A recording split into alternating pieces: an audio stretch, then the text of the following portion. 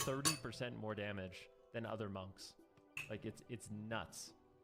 And if you did not get lucky in the vault, or you don't raid, you're gonna have to wait, I don't know what to get your 2-set, another like over a month, another month and a half or something like that, another 6 weeks. So you're basically playing at a disadvantage for 6 weeks, which is unfortunate. You know, there's so much good about the gearing, but it really seems like they don't want to budge on the catalyst converter right now, which is very, very unfortunate. But yeah, this has been like the most ridiculous week for me. My evoker, which is brand new, got the tier chest. Like my mage, which I raid on, I actually got 4-set. I've gotten 2 pieces from the vault. So my mage now has 4 pieces of tier. My Windwalker has 2 pieces of tier. And if you don't raid or you're not lucky, you have to wait a really, really long time. Now, I don't think it matters much for some classes. Like, I actually don't think the tier on Frost Mage is that big of a deal. I don't think you're gonna notice it most of the time. Like, it's pretty good, but I don't think it's nearly as broken as like Windwalker Monk. And I think for like other classes too, like Demo Warlock, they get a bunch of damage on their spin, their Fellstorm, which is really, really big. It's kind of nuts. So yeah, I mean, if they could fix anything about the gearing process, because I think they're 99% of the way there. Like, I honestly love it. But yeah, it would be really, really nice if the Catalyst Converter came out a little bit earlier. But at the same time, I kind of, it makes sense to me why they do it, because the only kind of carrot the raid has right now is tier. Like, the only reason, if you love Mythic Plus, the only reason you're gonna raid is because of tier. If you love PvP, the only reason you're gonna raid is because of tier. I'm doing the raids not necessarily because of tier, but because I actually want to try to get ahead of the curve. Like, that's fun for me. But yeah, it's really, like I said, for me, don't care. Got my 4-set, got my 2-set. I don't even know. I haven't looked at my second mage, but I bet it has tier. I haven't looked at my shaman, but I bet it has tier. Chilling hard. But yeah, it's definitely one of those things that is pretty nuts. Should I quickly see if I got tier on this character? Let's see. See what we got. Tier? Ah, I got tier! Nice! Let's go. We're 4 for 4 on tier, baby. 4 for 4. Definitely gonna pick that one up real quick. All right, let's see. Dude, if I got tier on all 5 of my characters, I'm gonna laugh. Let's see if we got tier on my mage. Come on, baby. Come on, baby. Come on, baby. Come on, baby. Come on. Come on, come on, come on, come on, come on, come on, come on. Here we go. I got tier!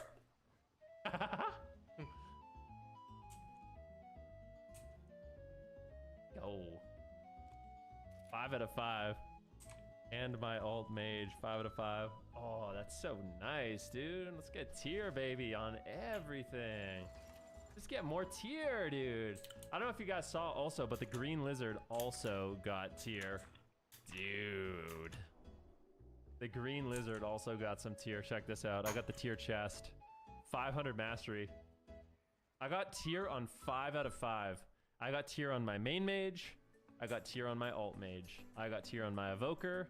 I got tier on my Windwalker. I got tier on my shaman. Crazy.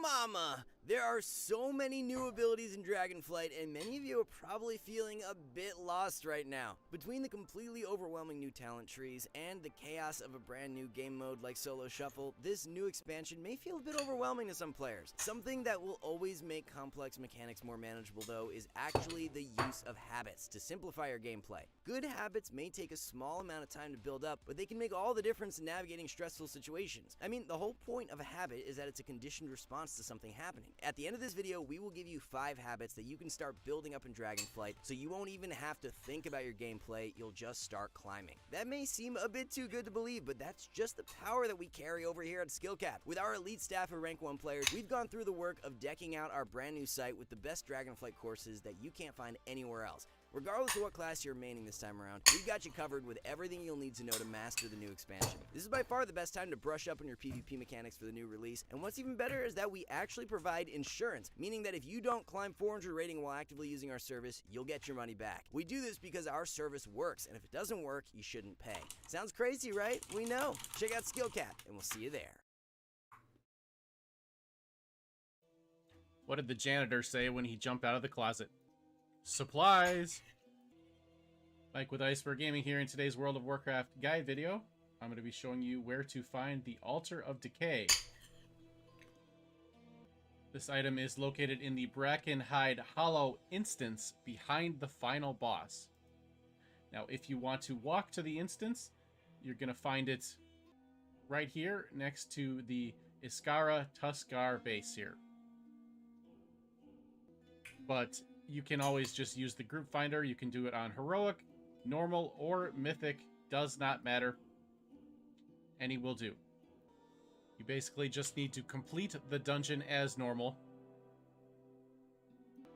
all the way through to the end boss. And then once you have completed the end boss, you're going to go back around and go up the ramp behind here. And it is all the way back here, overlooking the end boss area.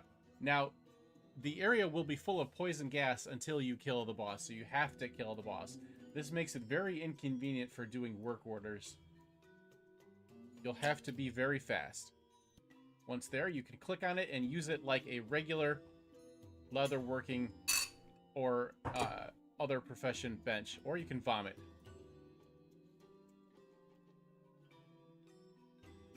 As you can see, we have access to the specializations and crafting orders and everything that a normal bench does.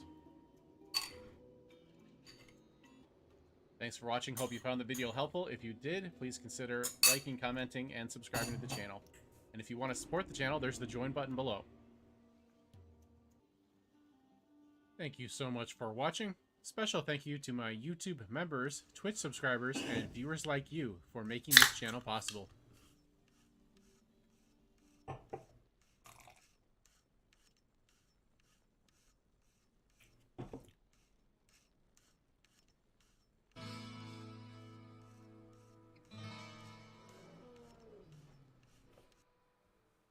What's up, YouTube? Mr. LamaC here, and today we're going to talk about 6 things that I hate about Diablo 4.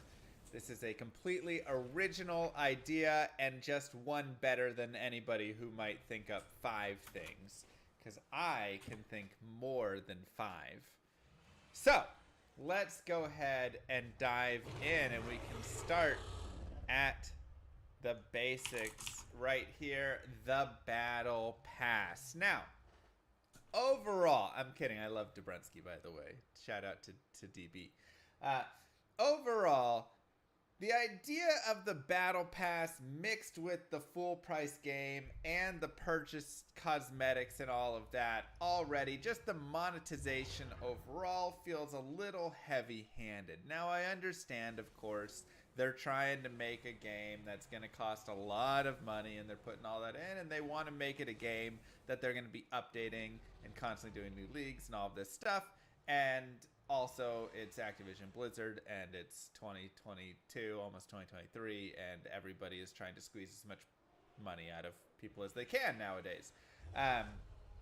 But that is not the piece I'm going to complain about right here. What I'm going to complain about with the Battle Pass is, first, the immersion breaking of it, right? And how much it makes me feel like the mobile game style. I mean, again, there is always, and I really hope that they don't include even more of these things. And, but let me find, I should have had this one prepped. I don't know why I didn't. You know, if we have, for instance, like this, really slow.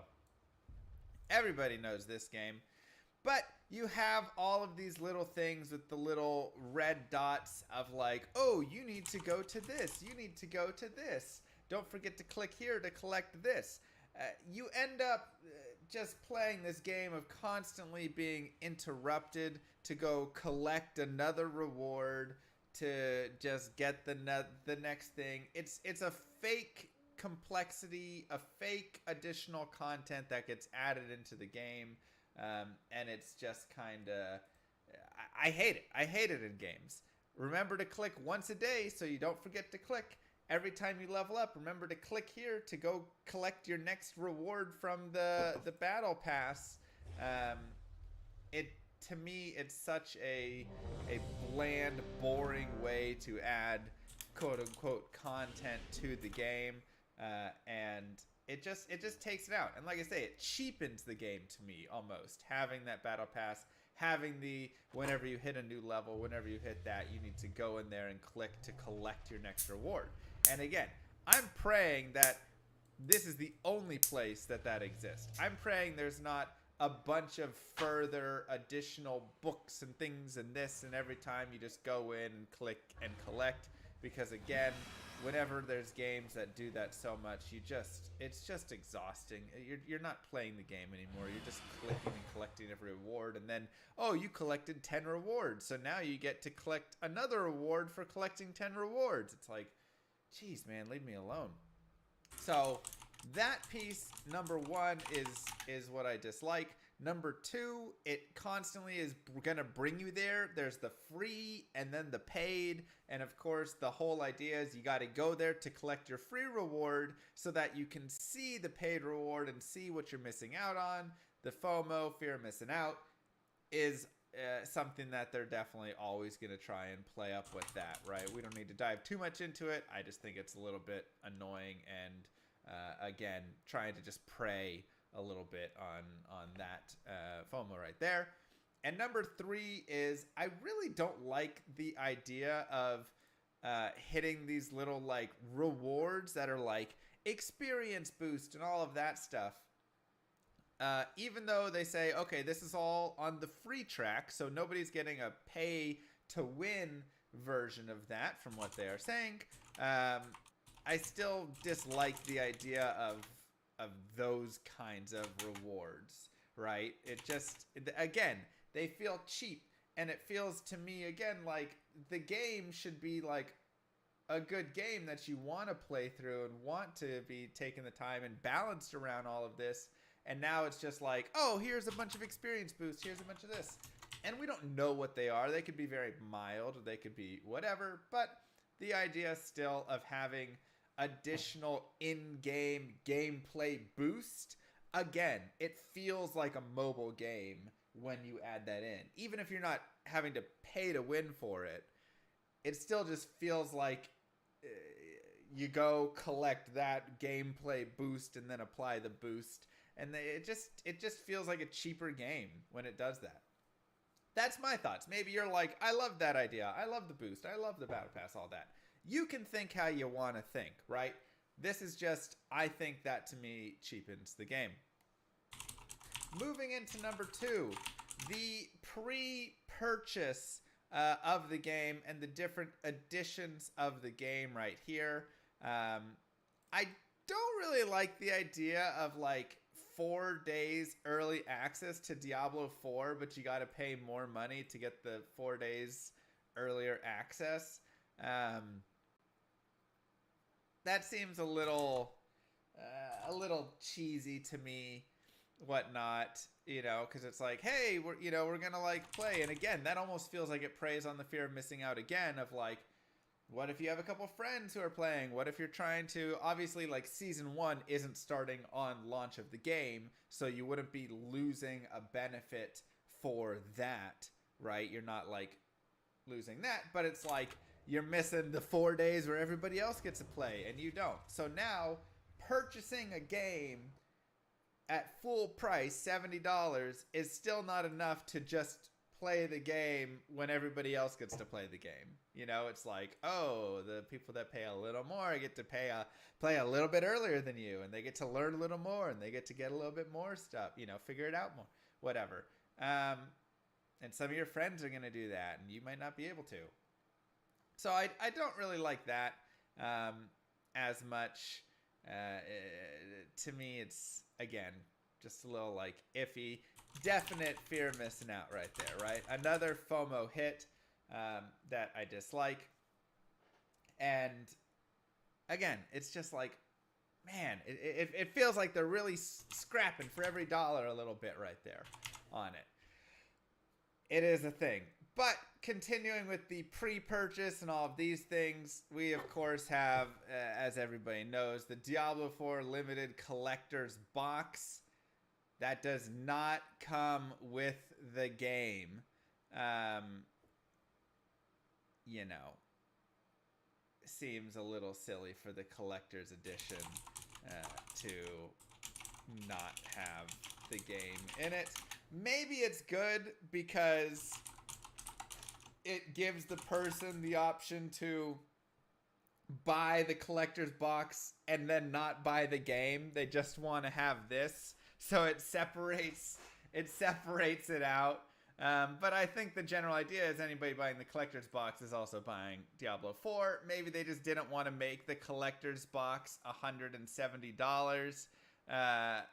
Maybe they didn't want to because they have so many different versions of the game, you know. But it's like, why not just put the Ultimate Edition with this? So it technically it gives you, you know, more options, I suppose. But it still feels a little, I don't know, a little, you know, whatever. A little bit like, wait, I'm buying the Diablo 4 Collector's Edition, but I don't get the game in it. Which you would think would be like the first thing that comes in the Collector's Edition of the game. Or of the box right there. So, again, a different style. Ultimately, it probably is a better thing because otherwise it's just a $200 box and they just shove in the Ultimate Edition and you don't really get to pick if you want it and whatever. But there's just something weird about how they, you know, they do it, right? So it just feels. Welcome back to Fight Club TV. It just shows you how much, you know, the Rising Fighters to me have grown in the last 5-6 years. I see a big growth spurt. And keep in mind, when you talk about the Bellator athletes, it's pretty similar. And I'm not just saying it's because, you know, it's company I run, but over the last 6-7 years, I feel like this is the best roster we've ever had in the history of the company. And if you look at every weight class, 205, we have the best 205 pounder in the world. I think compete with anybody. The best 185 pound, Johnny Evelyn. I'm telling you, this guy just beat Giga Musasi. He's another guy. But if you go all the way down the weight classes, not just have fighters that could beat the UFC. We have fighters that can compete at 3 or 4 different, you know, like fighters in each weight class that can compete against any company in the planet. So we have a very strong fighter base right now. Comment below and don't forget to leave a like and subscribe for more. It's very bland. It's very, modern bland is a great way. Plastic, generic, whatever it is. It doesn't feel like it fits the landscape in any capacity. It doesn't feel like it feels like there should be a QR code. It just doesn't feel like it meshes well with what you have behind it, what you have in this game and the scenes and all of this. It feels like there should be more rugged edges. It feels like the font, the items, the layout, all of that stuff should just look and feel different. You know, like it just, when you get to these just like boxes and all of this, it just doesn't have a good look to me. And so I feel like it really detracts from the beauty of the game. The game itself, when you're playing and all of your menus are down, looks gorgeous. And then when you bring any of these menus up, it kind of takes you out again, right? The immersion to me gets a little ruined by just seeing how some of the look is of this stuff. And so there's not like a way that it needs to exactly look that every game should use, but it feels like every game, the UI needs to mesh with what the actual game, you know, looks like. you'll get used to it, stop crying. I mean, the thought is, yes, you'll get used to it, but it's still, I still just don't think it looks good. Plain and simple. Like, is this going to ruin the game, stop me from playing the game? No. Is it something that I wish would looked very different? Yes. And would improve my experience if it looked different? Yes. It's just that, plain and simple. And I mean, this was something somebody came up with really fast, just like a random concept. And I still don't even love this 100%, but like it already, in my opinion, looks much better. I already love how much better you get to see the art and all of these things. And again, I still don't love this like concept 100%. But I think already, just like some random Redditor came up with a look that, feels better already. It already matches the theme and the style of the game a lot better. Anyways. So that is number 3. Number 4 is the boss fights in the game. And this is something that Dabrowski did discuss, and I completely agree. I think multiple people have discussed this in that little early, playthrough of the game that we got to have right there and all of that. The boss fights were very, I'm just going to go here. The boss fights were very simple, and they just were meat soaked. Like, they just were meat. That was it. They just soaked damage. They just had lots of life, and they just soaked up damage, and they weren't really interesting in how you interacted with the fights whatsoever.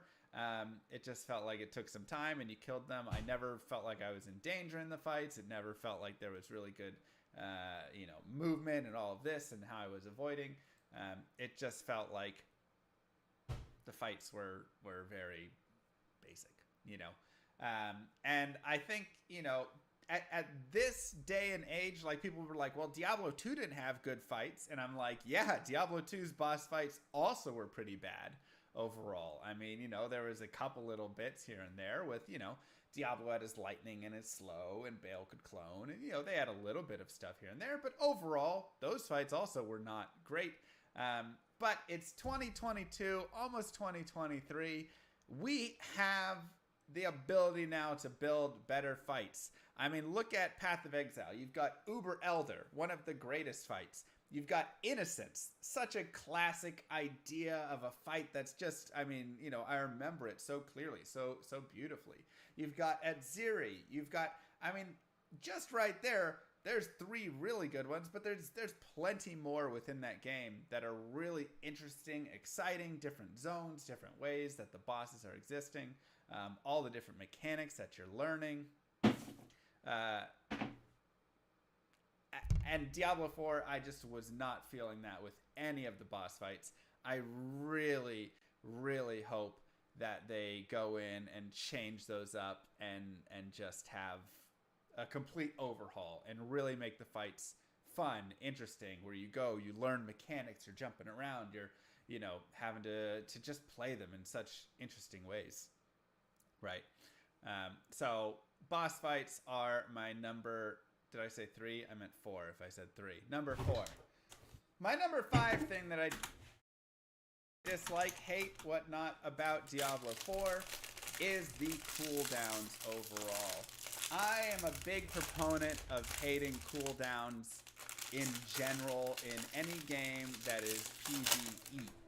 Again, PvP, cooldowns make total sense. I've talked about this before with Dota 2, for instance. Dota 2, every skill has a cooldown, well, almost every skill. And it is fantastic because you have an opponent who can understand that, read that, and use that against you. So if I go and use a skill, I have 1 stun on my character, and I use that stun, and it has a 12-second cooldown, my opponent knows for the next 12 seconds I do not have a stun, and they can take advantage of that. In PvE, PvM, whatever you want to call it, the monsters don't have any of that knowledge. Now, if they somehow coded all of the monsters to take advantage of things on cooldown and them backing up and then charging in after you've bursted your ultimate and stuff, whatever. Now, cool, maybe it should exist there. But until that happens, when you have brain dead monsters and all of this stuff, cooldown is just boring. All it says is, okay, if there's no way to get 100% uptime, then you should probably reserve this skill for the boss. So now when you're trying to balance a boss, the boss is either balanced around the ultimate skill where you have to have it. So then, okay, the other things don't matter as much. And then so it's way too hard if you don't have the ultimate. Or you can just go in and always use your ultimate to kill the bosses. And, you know, it's like, it just screws so much with the balancing of monsters, of bosses, of all of this. You don't have the question of what ability should I use in this moment. It's just what button has lit up to be pushed again. And you just you just kind of go through. You just get the pattern, whatever it is, and you just go through and hit all the buttons when they light up, do your rotation, and it just becomes a mindless activity. I've always thought cooldowns in PvE like this were just super boring because they're just a rotation. They take away all of the thought. And people are going to say, oh, but Mr. Lama, in D2, you just spam one skill over and over again. And everybody always loves to do that. And one, I'm not going to say D2 has it perfect. I don't think Diablo 2 has a perfect system either. But I still like that and prefer the idea of having a single skill or a few skills that I use much more rapidly, where I'm at least making a decision. I teleport in, I decide if I want to Frost Nova, if I want to Nova, if I want to use static here, whatever it is. Again, I'm not saying Diablo 2 is perfect in that. There's definitely some builds like Summon Necro and honestly Poison Necro and things like that. Necro's got a lot. Or Assassin, when you're dropping your lightning traps, your lightning sentry versus your death sentry, when you're using Mind Blast on things. Like, there definitely is still choice and stuff within it, even if it has a limited skill set that you are using. Again, I'm not saying Diablo 2's system is perfect there. I think it can definitely be improved. But I still prefer that over cooldowns that just exist, and I just push it when it is ready to be pushed. And then, of course, having ultimates that I'm just saving for the boss, or do I use it here? But then I get to the boss. Well, now I just need to wait until I get the cooldown. So either the boss is too easy or too hard because they have to balance on the cooldown. It's a really silly way to try and balance the game, in my opinion. Cooldowns just put a limitation that it just feels lazy, and it actually ruins a lot of balance. Really dislike. Additionally, it also brings in the problem of cooldown reduction, which I believe is an affix that we do see in Diablo 4, and we saw in Diablo 3, which ultimately became a giant issue again around balance. Okay, if there's a skill and then you have your cooldown reduction and you can get that down to 0, then you're always just using your ultimate. So now you're just balancing around that existing, and it just every item in D3 you're running cooldown reduction on your barb now because you just need to. It's just sloppy. I just really dislike the cooldowns and then the cooldown reduction piece. And this goes into so many games nowadays. This isn't just like Diablo 4. This is every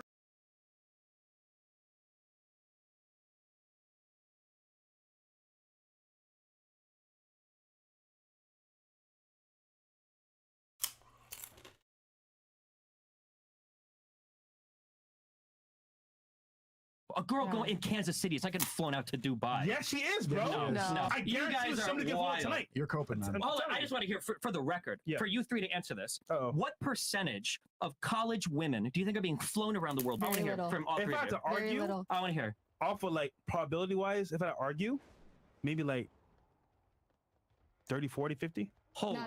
You genuinely think that the girls here want to be with the average man? I know you've seen the Courtney Ryan videos, and don't equate this like, oh, Miami girls are different. They step back out of necessity. They're from all different places of the earth. You're saying that it's just Miami, but how much do you really think that they want to settle down with the average guy? We can do it right now.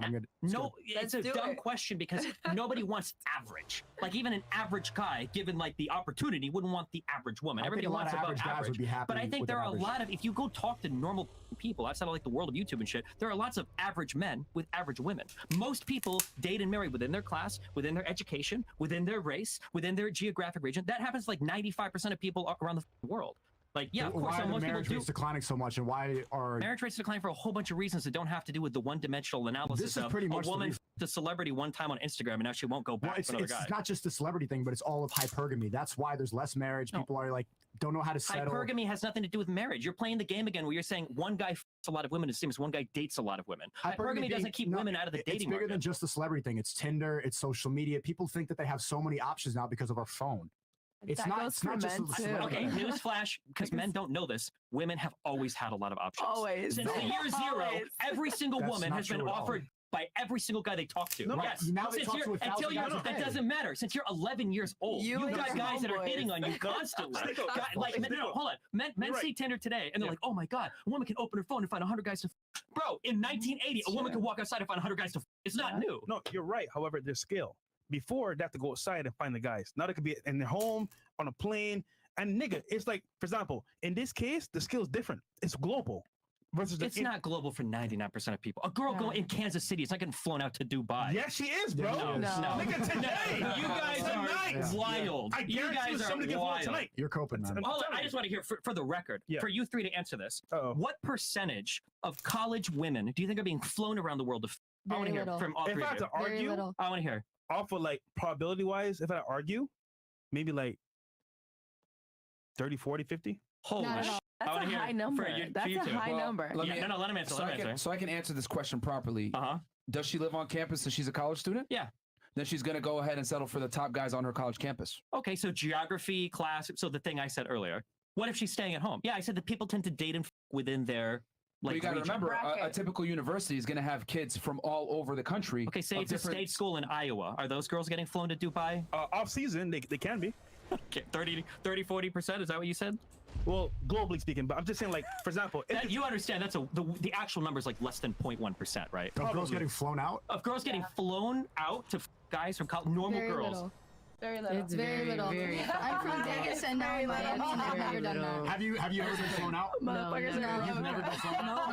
I mean, Destiny, I don't think the point here, I don't think the important thing here is to establish of girls getting flown out. It's that the opportunity is there. And on top of that, if you're going to use college girls, for example, right? Because I've talked about this with college campuses, etc. Most of the women gravitate towards the highest status men. Who are these guys? The fraternity guys and the sports guys. For sex, not for dating. The top guys aren't dating all the women. Yeah, the thing is they want that guy, and they think they can date that guy. Yeah. So it's difficult for them to go backwards when they have an influx of options. Here's the thing. Wait, what's? Or go ahead. Finish it. Here's the thing. So I get what you're saying, that, you know, girls have been getting hit on since the 80s and everything else like that. The difference is scale, right? So if a girl has a basic internet profile, right, and she's somewhat attractive and has some Instagram or maybe even a Tinder or a Bumble, etc., she is going to have hundreds, if not thousands of options. Whereas 20, 30 years ago, before the advent of social media and the internet, she would have had to go outside to get that same level. She would have had to put herself together, go to a nightclub, put herself in a social situation, etc. But nowadays, she could sit at home, put some pictures up, and get the same level of attention, if not 10 times more, from men all over the country, all over the world. Now, am I saying that every girl's going to bite on it and actually get flued out by some blue star, blue check rapper? No. But that goes a lot to her psyche as to, okay, I'm getting hit up by this caliber of man. I probably deserve this caliber of man to some degree. This is why most women nowadays don't want to date average guys. The standards have been raised, and you know that. The standards have been raised, but for a totally different reason. And let me say one other thing social media. Here's the other part of it. So they're getting attention on the internet. Now here's the second part of it. Right? I'm writing a whole book about this shit. Feminism. Women make their own money now. Yes, that's the reason. So, not the social media. It's a two-pronged. The working is way more. It's a two-pronged thing. It's a multivariate situation. But feminism is also a large component, because with feminism, women make their own money, so they no longer have to saddle themselves with a loser that could provide, because they could provide it themselves. So if I can make my own money, and I want men as a choice, not necessarily a necessity like 50 years ago, I'm going to pick the best I can absolutely get and not settle for less, which is why a lot of women feel as though I make 100 grand per year, I'm attractive, I get attention, I want a top tier caliber guy. This is where a lot of women stand. Sure. So firstly, the average like decently hot chick on a college campus does not have guys from all over the world in her DMs. That's an exceptional person. That's not the average person. She does. That's not the average person. I'm in her DMs. It's not the average. You guys are only seeing like the people that are reaching out to the shows or the people that are trying to blow their shit up. No, I'm in their DMs. Maybe Sneeko is perusing fucking Florida State University fucking girls on Instagram. The average like pretty hot girls on Instagram are not like. I feel like you guys think that like 25% of girls like wake up in the morning, take some pictures of their feet for OnlyFans, make $500 doing that. That's not right. They get on Tinder, they get a free steak dinner, they go to class.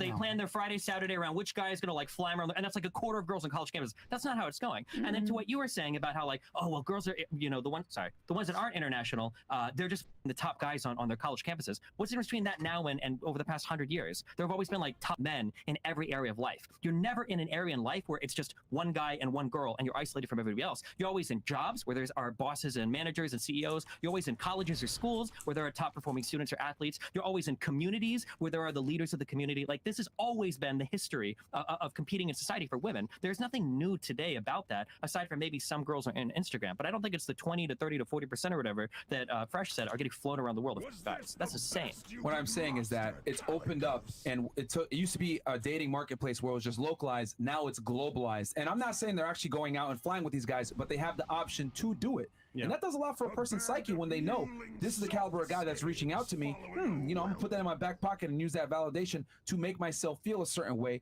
And this is why girls, again, in the book I talk about this explicitly. Women on Tinder and Bumble, they spend several hours on the site. However, most girls never either don't swipe right or they never actually go on a date, but they spend a ridiculous amount of time on Tinder. Why?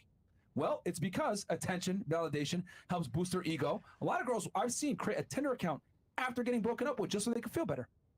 Yeah, I'm sure some people do Some it. guys But do I it just think too, the problem is that we talk about A lot the of men problem do is that too. so overstated. The problem is so overstated. And then you feed these people Men these go on Tinder narratives to that have like, sex. Sorry. yeah, people have this idea that like you're just fucked in the dating world, you can't compete. Girls go on Tinder to get attention. No, Big difference. it's the same thing. The guy goes on men Tinder go with to- the express intent of meeting the girl and having sex with the girl. The girl goes on Tinder for the express intent of talking to that guy and never reciprocating physically. Do you not know how many thirsty bitches are out there? Like, a lot of girls go on there just to Women fuck. swipe right on Tinder 4.5% of the time. Men Tell me swipe that's like not them 90%. attention whoring, bro. Look at a guy go on Tinder. This is what it looks like. That's Not the same for girls. Girls and they swipe right on 4.5, and the flake rate at that 4.5% is somewhere between 53 to 70%. Women flaking. Unless if she does go on a date, she might get turned off, so nothing might happen. Girls universally Have you seen use the girls dating that are apps. in Miami? They use A dating lot of apps girls to funnel people to don't give a OnlyFans fuck or about to get attention. Anything. They just. Hold on, are you on Tinder? I am not on Tinder, but I know a lot of girls that are, and they literally just go to fuck. Like Really? it's not to have any emotional connection or to Really? get any. It's literally to. Yes. How many girls do you know that use Tinder too? Because you would say. More than 10. Yeah. Of your friends? Okay, wait, hold on. Dude, I feel like you guys have no real world experience. Okay. I'm gonna be honest, okay? I'm not the yeah, I do. Apparently the only one here that And now does. you're real Listen, world there, guy, gaming all day. Okay. I'm 10 years older than you, okay? You've got like 6 years in the adult world. Well, you said it barely, for them too. They're because the you've same been age as you. YouTubing your entire life. You haven't even lived a real life yet, okay? They're the same age All as you. So, You game all day, but you have more life that's experience. great. That's great. Okay. So if you go to California as a normal guy, okay, without putting my socials or anything on Tinder, it's a hard game. You're swiping a lot and you're doing a lot of conversations. But I was fucking girls on Tinder in California, and I'm not like a fucking ripped What Giga year? Chad. What year? How long ago? Like I lived in California. I lived in Glendale 4 years ago, Culver City 3 years ago, Huntington Beach 2 When years were ago. you killing it on Tinder? And not killing it, but like I could probably find like 1 to 2 girls a month. to What hook year up was with. this? What? What year was this? Like in the past like 2, 3, 4 years. 2, 3, 4 years ago. You can do it as a guy. No. But bro, half you guys on Tinder have you've got random pictures of mountains. You've got blurry selfies. You've got like a picture of you in the dark corner of the room where you look like a sociopath, and then guys will come out. No, hold on. These perfect guys will come out. These like 5'11" dudes that look perfectly fine. We're like, oh, I'm not 6'2". Like, I can't get any girls. They're hypergamous. Blah blah blah. It's like, no, motherfucker. You either act weird, your pictures suck, or you're not putting any effort in. You get shot down by 2 girls on Tinder, and you spend the rest of your life browsing like red pill videos talking about how like all women are shit or whatever. Like that's what happens. Destiny, your own explanation of 1 to 2 a month, maybe, it says a lot. Dude, guys are struggling, bro. Especially on Tinder, bro. Okay, apparently in college. Famous, wait, hold on. You think the average guy is like, if they could 1 or 2 different girls a month, they wouldn't be happy? No. If they can. You're saying that you did. That doesn't mean that they can. Wait, no, okay. I'm not trying to be too self-deprecating, okay? But you're also famous, Destiny. I'm not again. No. That was without social because I didn't want to find people that found me through my stream. But the girls did research, bro. I promise. How are you gonna find me through research? Bro, yo, a girl can look at your Tinder profile, put your face into this app, which will go ahead and link you to social media. I use different pictures. It's obvious. I can obviously tell when a girl knows me or don't. There were a couple that I would meet up and they would say some shit. You could say no cap all you want, but there are a ton of people that use Tinder. There are a ton of people that hook up. I wasn't that famous 3 or 4 years ago. I've blown up a lot over the past like year or two. Bro. Or we could do the alternative, which is we can't compare you to a regular guy. Hold on. You're famous. A normal guy on Tinder, that's unbelievable. But 40% of women on an Iowa, Kansas City college campus are getting flown out to Dubai to. That's the world we're in right now. Just to be clear, that's what we're saying is normal. Okay? I meant all schools around America. I didn't just say Iowa. Okay. Even though all schools around the world, the number's less than 1%. And they may have options. Doesn't mean that they're actually going to do it. I'm just saying the possibility is there that they can actually do it. They've been offered. Okay. They've been offered. All right. I don't want to dominate the topic. No. It's fine. I mean, like I said, but it's. I mean, the Tinder and the dating app stats are bro, they're universal. And I agree with you. A big part of the reason why guys fail is because their pictures do suck. There is accountability there. However, a woman could take shitty pictures and still kill it on Tinder versus kill it a guy with can't. Not with finding relationships, though. You have to keep remembering our goals are different. Guys are looking for sex. Girls are usually looking for relationships. So, of course, like, girls can kill it on Instagram from the guy's perspective, but not from the woman's perspective. But remember, they're still getting the opportunity to get the relationship. The man never gets an opportunity, period. You know, but it's a totally different set of problems, right? You know what? Like, guys don't know what it's like trying to curve a girl. That might be like a girl. That term doesn't even exist, right? Whereas girls might have like 15 different tests to find out if a guy is serious or not. And not to mention there's the whole like safety shit that comes up too. Like, it's totally different games that we play when it comes to hooking up with But people. at least they get the opportunity. That's my point. You guys have the opportunity. You just gotta make the opportunity happen. Sooner, right? Let's ask them how they feel about this whole dating topic of dating apps and Instagram. Wait, let me say one final thing, and then you can go around, okay? You said something earlier that I 100% agree with, and I wish people would focus on it more. I think for the majority of human history, men needed to bring one thing to the table to get almost any girl they wanted, and that's an income. That was the only work that we had to put in. Whereas women from birth are trained to do a lot of things around the household, usually, especially in more traditional countries. Like, women are cleaning the house, they're taking care of siblings, they're like doing all the shit, you know, they're being trained by mom, and like the boys are treated as like little princes. They have to do good in school and they got to do that shit. But for the most part, like, men just need to get a job and then you get a woman because women can't work. But now that women have finally gotten to work, right? Women have also been putting in all this work, like emotionally, to figure out how to manage their friends and do all that bullshit or whatever, stuff that men traditionally didn't care about because we didn't have to. But now we're in the world where we go out to the dating market, we're like, hey, I've got an income, and a woman's like, okay, and what else? And you're like, my dad didn't train me for this. Nobody in society is talking about this because men traditionally haven't had to compete in other areas. So I think the important thing is to tell men, hey, don't be a schizoid, autistic loser. Learn how to like take care of your house. You should be able to do dishes and do the laundry. Of course. Have more than like one piece of furniture in your whole apartment. Okay, don't piss all over the toilet seat when you're at somebody's house. If you bring a girl over, have a trash can in the bath. Like basic human things that a lot of guys. Obvious stuff. When you start making money, all of this. It's not obvious. No, if you're gonna become a high earner, you need to be clean. You need to have a nice place. No, you don't. You don't have to do any of that shit. Dude, the average high earner now is a schizoid work from home tech bro in San Francisco that probably wears the same outfit for a week straight because he doesn't have to go outside ever. What do you mean? Well, to be fair, he is right. Most guys don't know how to be cleanly. They don't know how to like do stuff around the house. However, high earners. No, average people. I'm saying like getting money in the process of becoming successful. All that stuff gets better too. You think the average crypto finance bro is like put together really well, or the average like talk software a lot about developer? The real world and real world experience. Is the average high earner a crypto bro? The average high earner right now is probably doing work from home shit after COVID. I think there's a lot of work from home office work. I don't know if that's the average, but I know it's probably disproportionately overrepresented there. Ladies, people like programmers and shit. Okay, go ahead. In your dating experience, right? Let's just go from part one. Dating apps and Instagram, right? What's your experience? Is it true that guys are like getting laid all the time? What do you think? And then, for example, do you hit up every guy to just smash only, or is it for something else? Nah, like definitely not. I don't know. I feel like it's equal. Like women and men both go on dating apps, and it's either if they want to or they want a relationship. I don't. What are you going for? I don't go on it, first of all. I don't. What about Instagram? Instagram? I just have an Instagram because I post pictures. And Guys don't hit you up and say, hey, I want to take you out? Of course. 30 minutes. Who do you respond to? Who do you respond to? Do you ever like take them serious? Like, what's that? Nice. If you look at my DMs, there's a bunch of unread messages, to be honest. I'm really working on myself right now, so right now, nah. Maybe in like a year or whenever like I'm ready, then I'll look at Man, nipples you capping, man. All right, go ahead. What about you? Stop the nip. Stop the nip. Chips and dip.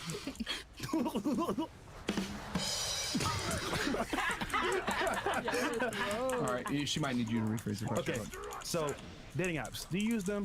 Why do you think girls use them and guys use them? And then, for example, do you go on dates on dating apps or no? No, I don't go on dating apps. I tried it once. To be honest, it's bullshit. Like, I don't use it. I wouldn't like refer anybody to use it. I feel like men go in there to women go in there to. The only thing is, if the sex is good, she might want a relationship out of it after that. Right. But anything else, everybody's just going on there. Do you genuinely think a majority of women go on dating apps? Realistically speaking? Realistically speaking, yeah. Because at the end of the day, the guy has to be attractive enough for me to want to him. Yeah. So at the end of the day, I'm only going, mind you, and on the dating apps, I only see pictures of these people. So physically, I'm attracted to you enough to you to want to be in your face for a long time. But mentally, I don't know what the you have going on in your brain. What if I told you women never meet up with the guys that they match up with most of the time? Most of them. But the ones they do do want to. Yeah. That is true. At the end of the day, it's more selective than men, but they do want to the guys. They're on there. It's superficial. But she's saying a majority of women are on online dating apps to have sex. I would argue a majority of women are on dating apps to get attention. Well, they're just as selective on the dating apps. And the numbers reflect that. Yeah, I mean, the numbers reflect to the real life experiences too. Like most guys that come up to girls in public, they get rejected. The same thing applies to dating apps. Like they're gonna the guys that they meet up with, but ultimately they're just more selective. I'll say dating apps are less forgiving. And the reason why is because dating apps are strictly looks. A girl's gonna left swipe you. Like if you're ugly and you go up to a girl in person, at least you can make up for it with a charisma, status. Maybe you are charming, that dress well, you smell well. But on a dating app, it's only your picture. And most guys suck at taking pictures. Mostly Riz. I think it's mostly like the first couple of messages. If I can make her laugh, if I do a pickup, bro. If you're ugly, you might get swipe right. For you, you can, but average guy can't. Average guy no, can't. but most of the matches where I don't put any effort, I just go head ? I'd get blocked or something like that. Nigga, you're a chat. Nigga, no, I get blocked when I skip all the bullshit. When I do no Riz and I don't play a game, I just go head ? They're like, fuck you. But then I actually played in public. People know who you are. Come on, man. I don't think girls swipe right as much as you guys really think so. No. It's not disagreement. That. Well, no. It's not that. It's that they swipe right on you in the first place because you're a handsome guy. Pause.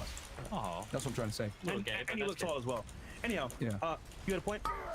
I was gonna say, I think the dating app matters. Like, if a girl's on Tinder, she probably knows that the people that are looking more to than if she's on like Bumble.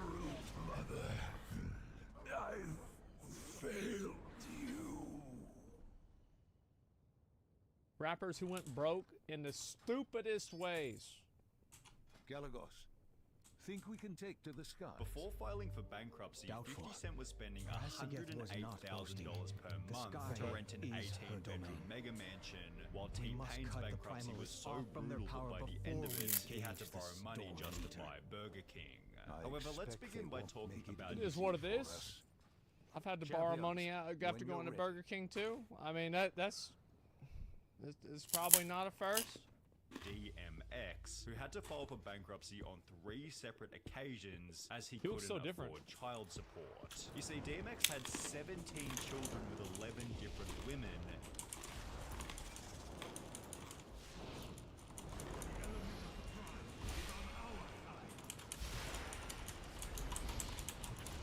He don't pull out. I mean, like, that's it. Yeah. And almost every child resulted in some kind of lawsuit or child support requirement. Look at that. Almost every child resulted in some kind of lawsuit or child support requirement. Holy fuck, man. For example, DMX was sued for $1.5 million worth of child support in 2008 after a genetic test confirmed that he was the father of a previously unclaimed baby, which when combined with his declining music career... It's like, I wonder if he was on like kid number... I don't know honestly if he did. Maybe he got taken. But this was basically the moment when I saw you saying that. Don't let it get you on this one, Vosh. You gotta fight back. So, yeah, sorry. I've talked about so many different groups with broad denunciations. I speak in historical terms. Which groups do I want to see survive after all of this is done? The answer is going to be obvious every time. I don't want any far-right group to survive, because those are the people that create the conflict that end up killing more people down the line. Obviously, if you take a look at any historical conflict in World War II, who do I want coming out on the other side? Well, in the grand scheme of things, obviously, the people who won't do a second Holocaust. I mean, that seems reasonable. With regards to the Azov Battalion, I want to be clear. This gets caught up in a lot of... Why doesn't he just admit he should have worded it differently? No. He worded it correctly. He said it exactly what he means. If you are politically far right, he wants you to die. How's life going? Well, the shittiest new year ever.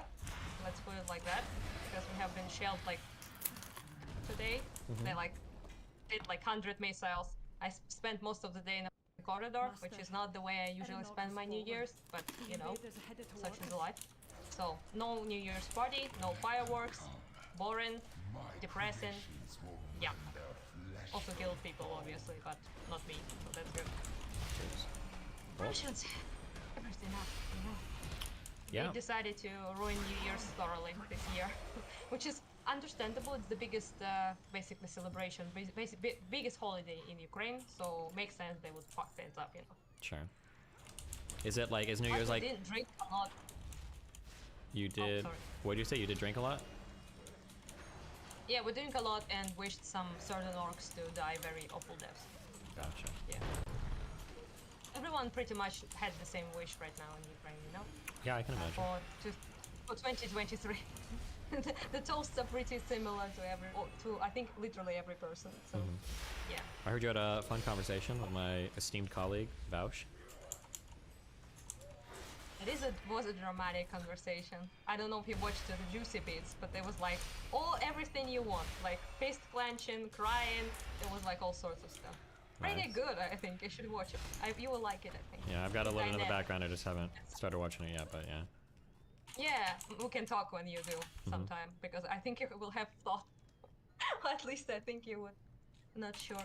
Yeah, I heard you discovered the secret of colored hair, so you're keeping it because it gets you bitches. Okay. Right? I would say attracts young women. Okay, you need to switch you switched your language, okay? Now you need to switch to the progressive jargon that we use in the United States. We don't say bitches. Ladies. Like, ladies. That's good. Thank you. True. Ladies good? Yes. So ladies, yeah. Basically, it is true, and I'm happy you discovered it. It's a great conversation starter, even if you are like a woman yourself. Yeah. Because it's, you know, when people kind of come to you and to me, for example, and they would be like, "Oh, hello, gorgeous," and you're like, "Ew," like it's weird, it's kind of creepy, you know. But then if they say, "Oh, you have awesome hair," and you're like, "Oh, thank you, sweet," and it's like a conversation starter that is not creepy. Yeah, the and trick. You can get yourself dates and shit. Yeah, the way that you're supposed to compliment somebody as a guy, if you're not being creepy, is you have to compliment something that somebody spent effort on, not something that they have no control over. So like if you walk up to like a stranger girl, yeah, and you're like, "Oh my god, you have such beautiful eyes." That's like kind of like a little bit weird, but if you're like, "Oh, you've got like really, like you did your hair nice," especially if they're like straight or curled, or if they're wearing a dress, it's like an easy, like, "Oh, you have such a nice dress," like that feels less creepy because it's something the look. Yeah. Yeah, sometimes you can do it in a great way. As you know, I ask people to call me cute, so I'm not like offended when people compliment on things I cannot do anything about, like being cute, for example, right? But if people compliment like your hair, your look, your style, maybe it's always tattoos is great. When people like compliment, you have such like sick tats, and it's like immediate like bonus from me. I would immediately be like very cheerful about. The invaders are here! Work quickly! I got a letter from the SEC last night. Well, that was quicker than expected. I don't think it's for the reason that we think it is, though, but we'll get into that today. Because my most requested video as of recently is to take a look at what's been going on with BitBoy recently, as it seems like he's losing his mind. And honestly, I didn't think it was really necessary to make a video until he mentioned me by name at some convention in Miami. But if you're new to my channel, to catch you up to speed, roughly a year ago, I made a video on a cryptocurrency influencer by the name of BitBoy for promoting an outright scam by the name of Pam. His response was to then send multiple people to my house with cease and desist letters to get me to delete the video. When I didn't delete the video, he sued me. Well, you've been served early. What are you doing? I then recorded my video asking for help and then beelined it to the hospital because my significant other went into labor. It's safe to say that that was a stressful couple days, but we then raised roughly $200,000 and I had my firstborn son. Then out of nowhere, BitBoy goes onto a live stream and pulls out of the lawsuit because he didn't want to make it public. We did not want this to become public. I guess when I decided to do this back in November, I wanted to keep this behind closed doors. I've had another lawsuit. It was behind closed doors, and it worked out great. And I think that both parties were happy, and it was settled, and everything about it worked out. But yeah, so we are going to drop the lawsuit 100%. And I'm sorry this became public. Interesting how you filed a public lawsuit, but you didn't want it to be public. The whole thing was just insane. But he actually kept his word and he stopped the lawsuit, and we didn't really hear too much from BitBoy Crypto until a couple weeks ago when FTX collapsed. And of course, in BitBoy fashion, he had this to say about FTX before it collapsed. My name is Vin. Every day on this channel, I show you how to make money in crypto. Let's move on. Let's talk about the secret token, FTT. That is the token of FTX. Sam Bankman-Fried. Everything this man touches turns to gold. I don't know. Moon. There's a massive story out right now about FTX. FTT is potentially going to be one of the few coins I believe that could go up in the bear market. Now, I know that sounds crazy. I'm going to go deeper into crypto. You will get to reap some giant rewards. We could see FTT just absolutely rip. Dude never misses. I mean, how to go bankrupt in one single move. You just put all your money into BitBoy Crypto's not financial advice, and then you just sit and wait. You'll be bankrupt in no time. But his energy towards FTX and Sam was very different after it collapsed. Sam, I got you. I got you, Sam. I got you, Sam. I know you didn't think that, well, I guess you thought I was just kidding when I said get ready. No, bud. No. Hey, I know everything. I may know more than Caroline, to be honest with you. Every one of your enemies, Sam, they've joined up underneath me. And any information you see coming out, you bet your bottom dollar, or if you still have dollars, that is, that somewhere along that line, it's like we're watching a supervillain character arc in real time. Then to add to this whole situation, he actually flew out to the Bahamas to harass Sam Bankman-Fried. I don't know what he was planning on really doing. It's not like he has the authority to arrest the guy, but at some point he shifted his targets to Kevin O'Leary from Shark Tank. The other day I logged onto Twitter to see this tweet from BitBoy saying, "The fact is, Kevin O'Leary is a but to cover it up, just like his covering up his involvement and investment in FTX, I believe FTX investors need to file a class action lawsuit against Kevin for his involvement in the FTX cover-up and Celsius sabotage." I'm just baffled the dude actually tweeted that, so I quote tweeted it saying, "You sued me for saying way less than that." But he mentioned Celsius here, which was another project that collapsed with everyone's money in it, so I wonder what BitBoy said about Celsius. Celsius, out of all of the DeFi projects, and I guess we could kind of get into it maybe in a few minutes about like CoinMarketCap not classifying you as DeFi. I don't even know what they use to classify, but you guys are the most solid. Like if you want to make money and you want it to be safe and you want to be with a trusted entity and you want to be able to predict the amount of money that you're going to make, then Celsius is your go-to. I wouldn't say that about literally any other DeFi project. Like I feel like you guys are probably the #1 safest place to put your money in DeFi. Oh, that aged well. He actually wanted to sue Celsius as well, but he realized he couldn't because of his own involvement promoting the project. And in a recent thread by Cam Cruz, he's alleging that BitBoy Crypto actually pulled out $1.6 million out of Celsius months before it collapsed. BitBoy's response to that was that he just moved a lot of business funds around and through Celsius. Proof we weren't confident in it and got screwed over like everyone else. So take that how you want, but the reason I wanted to make this video is because he actually mentioned me by name at a convention in Miami. They changed the smart contract. It was a totally different project after we released the video. A guy, a Tozy, makes a video about me. In the video, he literally accuses me of doing sponsored content without disclosing. That was the one thing we wanted him to just remove. That's all we wanted him to remove that. That was a lie and it was false. And yet it turned into a narrative of people attacking me nonstop because of a lawsuit, because someone told 9 truths and 1 lie. Where's the accountability for the lie? Well, see, the problem there is BitBoy just admitted to promoting an undisclosed shill. CoffeeZilla tweeted, BitBoy said he didn't have undisclosed promos. They don't exist. I'll give you $10,000 if you can find an undisclosed promo. So Zach XPT finds one, BitBoy admits it's true, and now he might be backing out. BitBoy owes Zach $10,000. And Zach actually just DM'd me confirming that BitBoy just paid him for finding a undisclosed shill on BitBoy's account. So is that the reason he sued me? Well, it could be, but going back to that live stream where he called off the lawsuit, he also said that one of the reasons he sued me was because of my comments about the SEC in my original video. So for context, here's that clip. After all, I'm not a financial advisor. I'm not a financial advisor, but I'm making an 11-minute video on why you should buy this complete scam. It's basically inevitable that the SEC is going to get involved because like this cannot resist the urge to take that quick buck and just milk their audience for some extra money, even though they're self-proclaimed deca millionaires. Because this is what's currently going on. And this is exactly what he said on that live stream. This was not about a slapstick lawsuit. I know that's what everybody says, right? It's frivolous. It's not frivolous. When someone implies that you can be in trouble from the SEC, that is not frivolous, guys. That's a very, very, very serious matter. So that was what he said 3 months ago. So let's fast forward to this week, December of 2022. He's now claiming the SEC is after him. I got a letter from the SEC last night.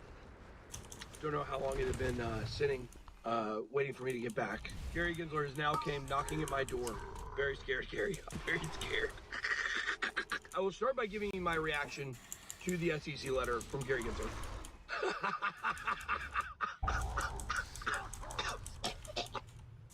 That's my reaction. We don't really know why the SEC is going after him, if they actually are, but he's definitely not matching the energy he had at this live stream, because this is outright picking a fight with them. I ain't scared. I don't know if people can tell. These people are scammers.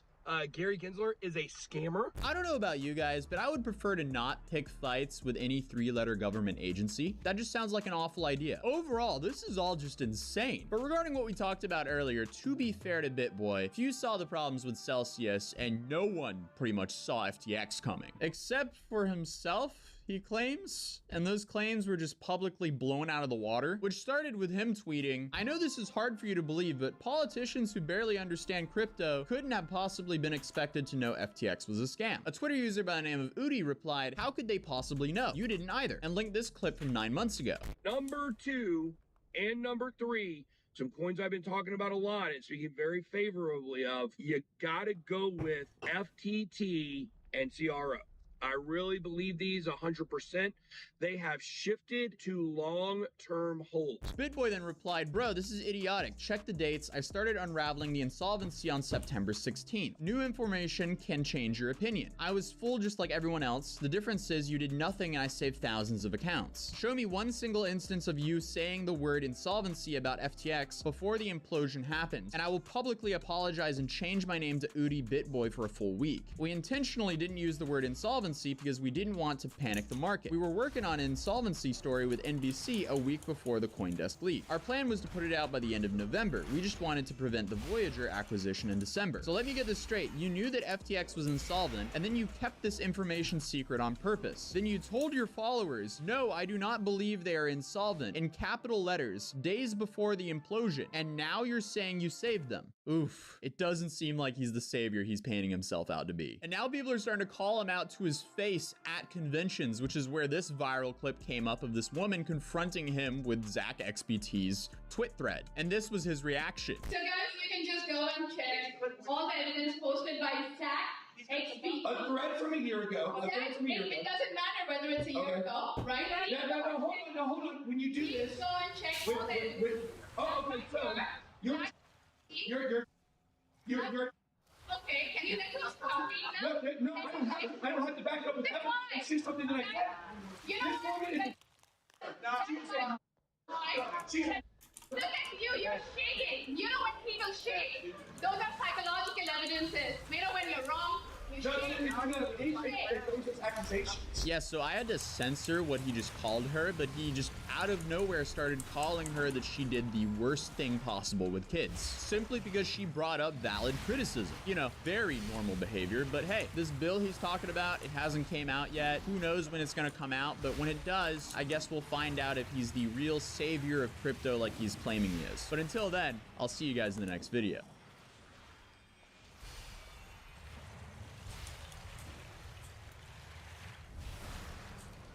The Ace Family is the largest family vlog channel ever, and they've essentially just been Okay, let's go to his response. Click it. I like that Vashti is updating this in real time. Yeah, that's that new shit.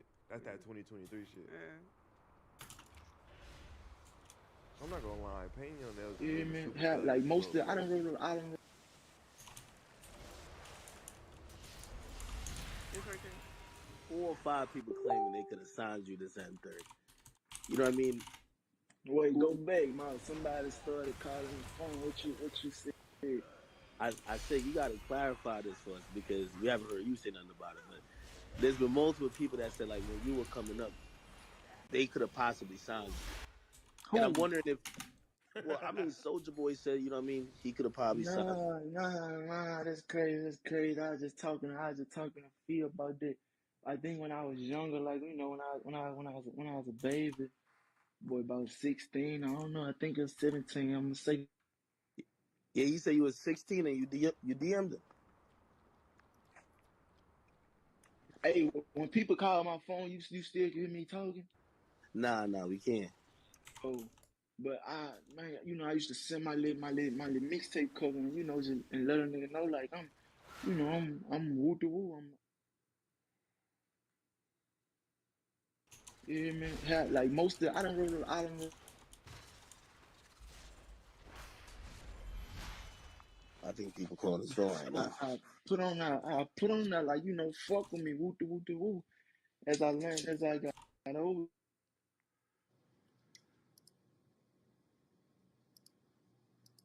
More of myself shit, I learned shit. You know that shit ain't really that shit ain't really about nothing. I don't give a fuck that he posted that shit or said that shit. He missed out on his chance. He should have did it.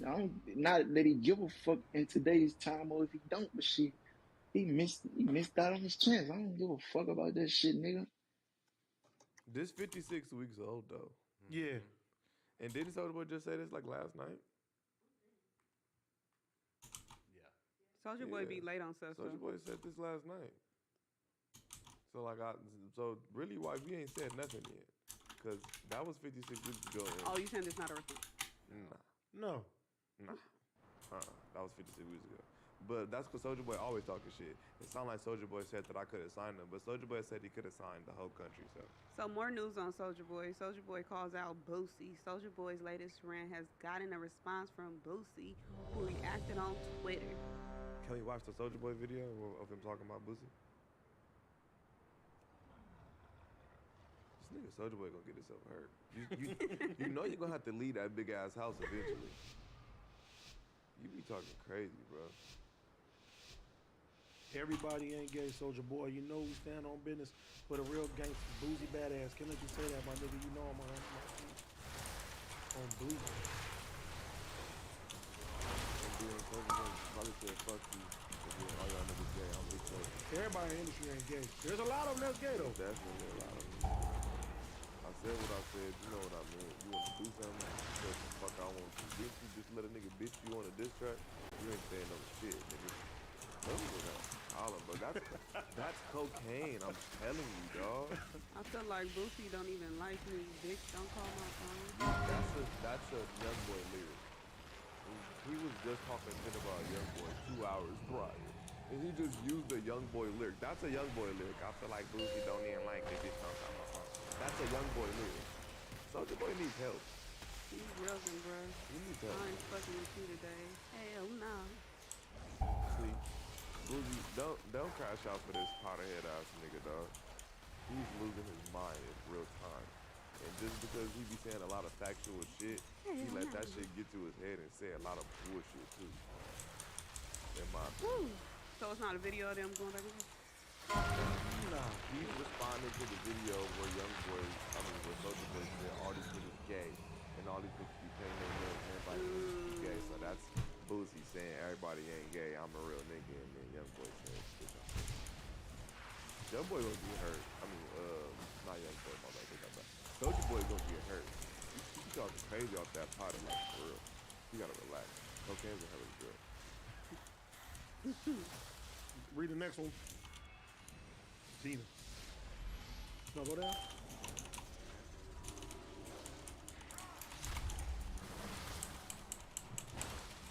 Rondo responds to Oz thinking of his ex. Don't we see the video? I didn't see the video. I've been hearing about it all week, but I've yet to see the X. I want to see it. Like, how can we find that? Oh my bad, y'all thought he was putting a big C for joking. Yeah, where's the actual video? Yeah, I want to see the video of the bitch with the op. I've yet to see that. And is this that like real young girl? Supposedly she in high school. Everybody says she's still in high school. That shit wild. Is she really still in high school? I don't know. That's what everybody's I heard saying. some shit like that. Everybody's saying she's still in high school. Hey, chat, is Quando Rondo girlfriend still in high school? Y'all told me to stop wearing shirts.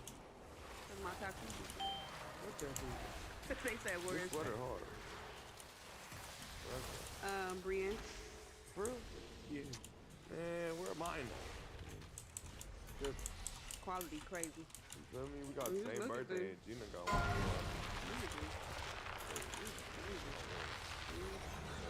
Black one. But nah, is she a little? Oh, she graduated. She graduated Not now? anymore. She graduated. How old is Quando? Probably like 21, 22. Are they trolling? I don't want to read that if it's a lie about the sex tape. Huh? Y'all see that? Sex tape of her and his leaked on Twitter. That's what the chat said. Gina pregnant. Oh yeah, y'all did say I was pregnant on your stream. Jesus Christ. Y'all going to find out. Y'all looking for the video? The porno? Don't bring that No, up. not that one. The video. I'm like, nigga. Oh, they said she 19. Rondo girlfriend with the she 19. Graduated a couple months ago. I mean, that's not that bad. That's not that bad. I just want to see the picture of her with Ops. Like, we got to see what kind of picture we talking about. Because he seems really angry. Like she went to their block and, like, hung out type shit. Like, I'm curious as to exactly what happened. Can somebody DM the video or the...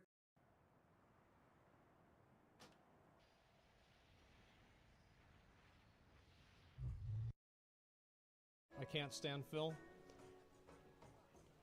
I'm gonna be honest. I've actually grown to like Dr. Phil. I have. I've grown to like Dr. Phil. And I started liking him whenever I realized that it was a show. This is a show. It's not for people to learn. It's not for people to better their lives. This is a show, and that's it. Here we go. A son's video game addiction. Leave me alone! A son's video game addiction Leave me alone! crosses the line. Who do you think you're talking to? Video games. We all love them. Bro, I did worse than that. Like, I already did worse than that. That wasn't even bad at all. Some love them too much. You don't love them too much, do you? Today in Dr. Phil versus Gamer Boy. Don't pretend you're better than this kid. I know you won't. No, I'm worse. Been there. Alright, well, let's check it out. He gets what he wants by bullying us and terrorizing this house. Nikolai's threatening to kill us. Taking back control. I feel like that's the real problem, not the video games. Like, the fact that your kid threatens to stab you with a knife, that's really the issue. The video games, this is like kind of a fucking, this is a red herring here. Christ. That's not gamer rage. I don't know what is. You're not going to school, so you're basically just sleeping. Wait, they actually got him into the studio? That's impressive. It is impressive. Yeah, I think so. Like, how do you get the, like, I would never have agreed to this. So he doesn't go to school, he just plays video games all day, and if his parents try to stop them, he'll stab them. Okay, yeah, this sounds about right. Okay.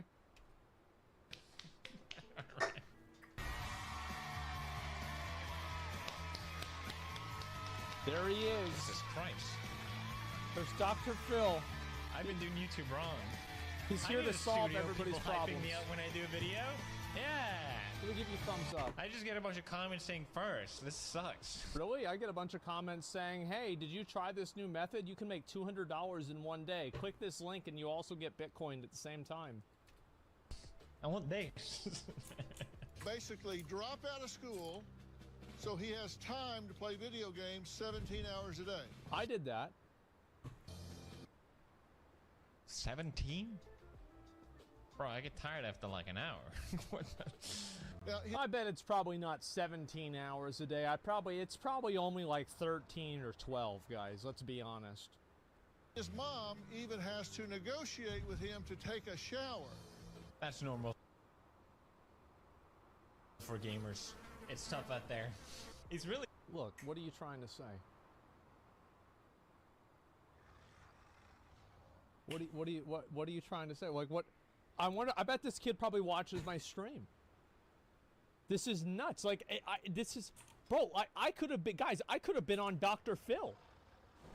Playing into all the stereotypes here. Doesn't want to shower. Yeah. All right, he can't. Which is precisely why the studio picked him to come on, because he's going to fucking solidify every suburban mom who has a kid who watches Dr. Phil at 2 p.m. on Tuesday afternoon. Every single one of them like, that's right, that's just like Jimmy. Be that bad. All right, let's check out this kid. I asked you hours ago to clean up that mess. What's going on? Seems like a nice, well-developed child. Well, get away from the TV. You're standing in front of the TV. Like, I don't know. It's like, why are you standing in front of it? He's trying to play video games. You're standing in front of the TV. Of course he's getting upset. Nico can get so angry, he will destroy everything in the house, Yeah. anything in his path, anything Was that that his Nico crib? can get his hands on Jesus Christ. will get destroyed. Yep. But he's not destroying the PlayStation. No, I he's guarantee. not. I didn't. Yeah, he didn't break that fucking controller. I bet he probably did break a couple of them. You that. Before we continue, quick word from sponsor. NordVPN, greatest VPN. Wow. Greatest VPN! Is it really? That's how passionate I am about NordVPN. Y'all know what a VPN is. Y'all know why you should use it. For But let me porn. tell you why NordVPN is better than all the other ones. For porn. They truly care about your security with amazing features like threat protection, always protecting you no matter what. Bing, bang, boom. They're constantly working on new features to keeping you safe. Now introducing Dark Web Monitor. Dark Web, that's a scary place. With one click, you're protected from dark web. Previously, if you sign up to a website and that website gets compromised, all your information is leaked, and you're likely to not even know about it. There we But go. with the Dark Web Monitor, what it does is that NordVPN is constantly checking this for you. Now all you have to do is click Dark Web Monitor on, and boom, NordVPN is constantly scanning for new compromised That's smart. leaks to see if you are in epic danger. Just click it on, and you don't even have to worry about it. Wow. One of many amazing features with NordVPN, you really should be...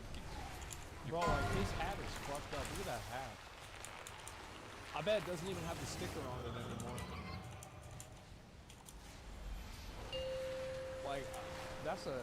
Bro, like, that hat, like, look at that hat. There's no sticker on the hat. It's not fresh anymore. You really should VPN, NordVPN. NordVPN truly cares about you, more than your dad does. Oh, well anyway. And right now, if you sign up with the link in the description, nordvpn.com/PewDiePie, for a 2-year deal, you get additional 4 months for free. It's risk-free with NordVPN's 30-day money-back guarantee. Welcome. All you have to do is check out the link in the description when you sign up to get this offer. Don't just go to nordvpn.com. We've come full circle. I remember seeing these exact pictures here and pop-ups for buying ShamWow. and for buying shake weights. We're here now. We have finally arrived. After all these years, Billy Mays here, yep. To show you. Be saying wow every time. Oh my god. This is great. And sign up, and then I could have used PewDiePie's link. He would have gotten me the extra special deal and 4 months for free. Use the link, you dummy!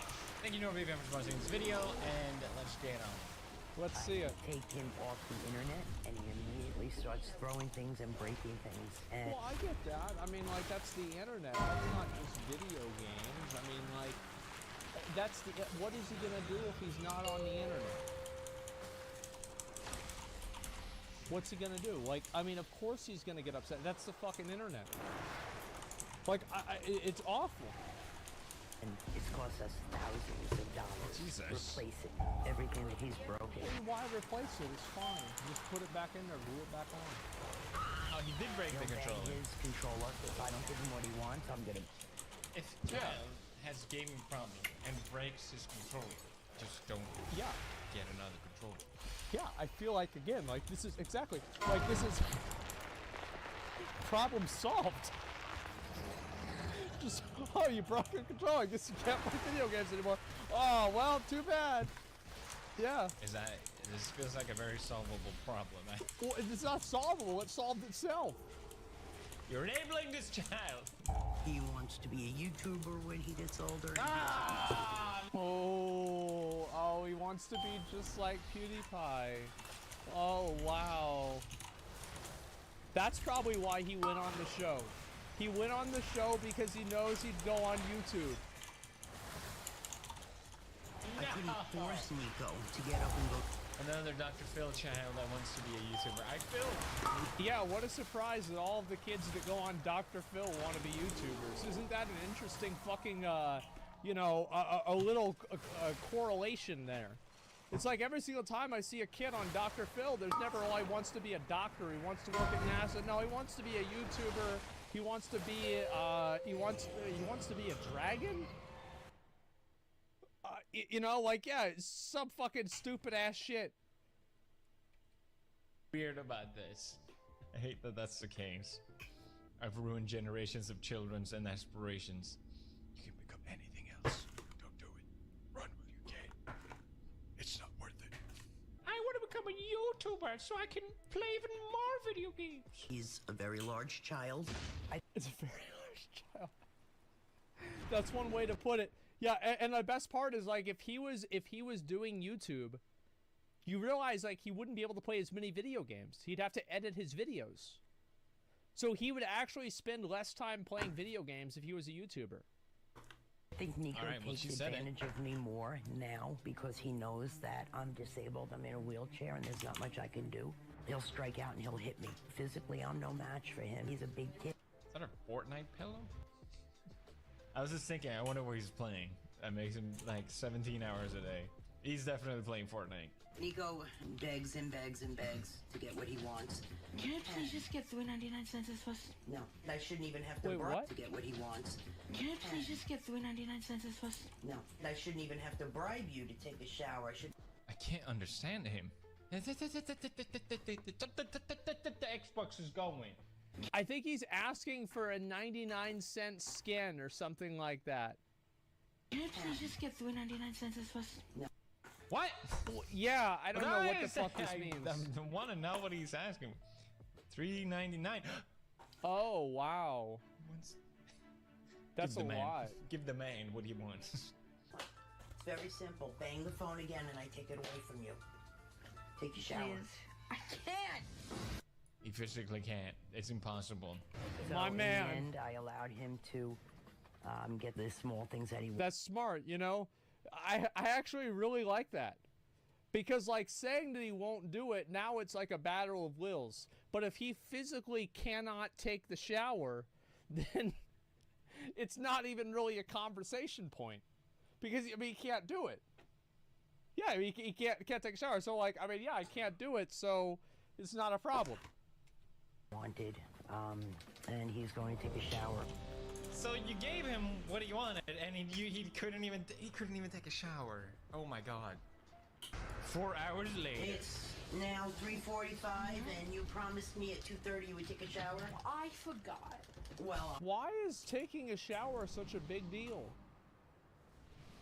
Like, I feel like it's not that big of a deal. I mean, look, it's a debuff. It's not a big deal, guys. It's like the focus should be on him getting a job, him going to school, him, I don't know, like losing weight, getting in shape. All of these things are more important than taking a shower.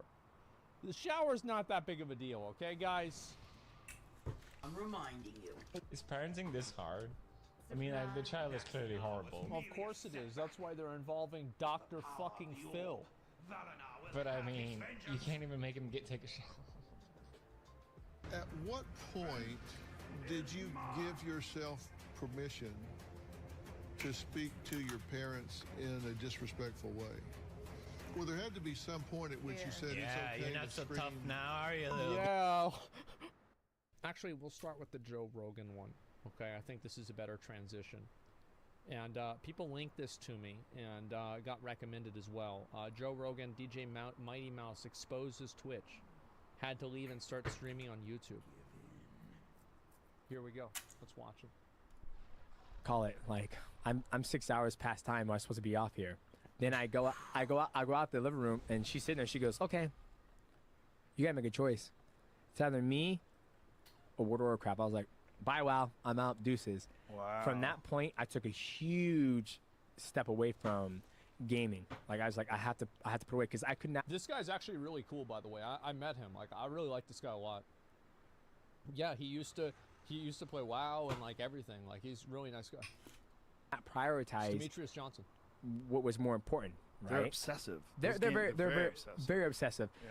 But then now with streaming, Twitch, I've been able to monetize it and meet amazing people that I would have never met through gaming. Are you making money off of Twitch? I just recently. So this is basically so did what I think happened? So wife is not happy with him playing video games. He finds a way to make money playing video games, so now she has to be okay with it because it's his job. Is this the strategy that was used? Yes, that's a good one.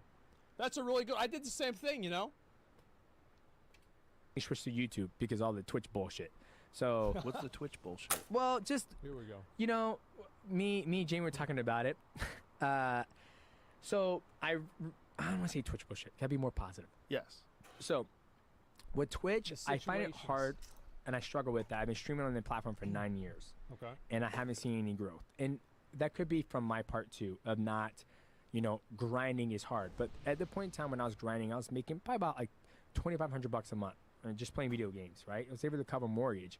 But my life was, I would wake up, train, after my first training session, go next door, stream for 2 hours, go up next door, back to AMC, train for another 2 hours, drive home, shower, kiss my wife, eat dinner, go back downstairs and stream.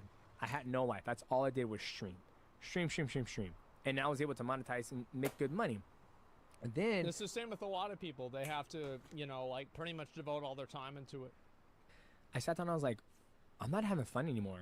This is not. It's a job. It's a job. Like Yeah. I don't want that, right? And so I had that happen with my stream too, and then I stopped raiding and I started liking streaming again. Then you start seeing girls utilize the platform on a different way, with the hot tub streams. I ain't hating on them. I'm happy they were able to capitalize. What I'm hot tub streams. Okay, let me give. Oh boy. Oh boy. How does Joe not know about this? How the fuck does he not know? He's got to be fucking pretending. He has to be pretending. There's no way he's high every day. There are plenty of people that are high every day and they watch Amaranth every day. There's nothing special about that. You don't spend much time on the internet, so let me go ahead. Well, you do watch people get murdered, but Let me tell you. Yeah, but that's not much time. I know. It's like 30 seconds. Oh, I got his fucking head chopped off. I've cut my time down substantially. Yeah. So That pretty much sounds healthy. people would do. You hear all this. There it is. Hot tub streams? Oh no. Pools, hot tubs, and beaches. So what is that? A whole channel? Oh That's my a God. whole That channel. girl's doing. Oh my God, he doesn't even know. Holy shit. Joe pretends he's more ignorant than he actually is. Maybe that's it. Maybe like, oh no. This is so fucking funny. Wow. Yoga in her underwear. What do Hilarious. you think? What do you think they're doing? What do you think they're trying to sell right there? What do you think they're Pussy? doing? Okay. Boy, I So didn't know that existed. it does Jesus exist. Christ. How many girls? That's a 40. popular That porn girl's star. only got 44 viewers. Oh, that might not even be her stream. She's Exactly. It's not super popular, right? I mean, it's not like I think again, it's a mountain out of a molehill with this kind of issue. I think the truth is like Twitch did a really bad job promoting somebody like Mighty Mouse there. Did a very, very bad job promoting him. Like, they should be talking all the time about how they have, actual professional fucking, championship athletes streaming on their platform, but they're just making tweets about how some new Twitch ambassador is playing Minecraft. Like, this is just not, like, who's this for? He's entertaining too? Yeah, he's funny. a popular porn star. The Mountain, yeah. She's working her way up. She's working her way up. Streams. Isn't that crazy? Like, I hardly heard anything like, bro, that like Canute and like, I mean, you remember like Canute, it's like we all think, oh, it's Canute, funny Norway guy. Aha, yeah. Bro, Canute won the Arnold Championship. Like, that's like the number 2 or number 3 most prestigious bodybuilding competition in the entire fucking world. That's nuts, man. Yeah, it's crazy. So, like, I mean, that's a big deal. Mr. Universe? I thought he did. Yeah, I'm pretty sure he did. Yeah, he did it. Yeah, I'm pretty sure. I fucking saw the picture. In a bikini. And this is. Are you allowed to be naked? No, you cannot. That qualifies. You break the conduct code. Click on this. What is This what is this? This is the top female streamer. Yeah, she fucking Her. kills it. Couple Kills million it. a month. A couple $1 million a month. Yeah.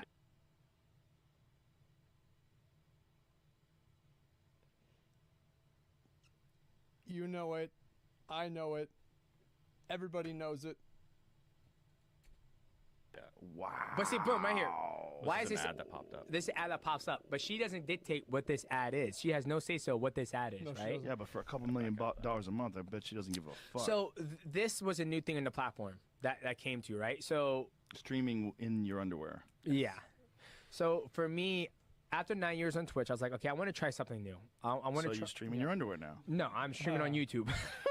There are a couple people who told me to do hot tub streams. Like, dude, can you stream in the hot tub? I was like, you want to see my half-naked body? Don't you see it enough when I'm fighting? Right. He goes, I think it'd be great to see you in the hot tub, man. I'm like, banning, getting him out of here now. Put your pants on, Yeah, sir. exactly. So I switched over to YouTube. That's been fun. Been able to make content on there. That's been great. So this is a girl. I like how the I like how they're talking about him, and they're like, actually, wait, go to the other one, no. But yeah, actually, so back to this. So they're like almost naked and shit in the hot tub. Is that right? Oh wow. Okay. So Jamie, pull that up.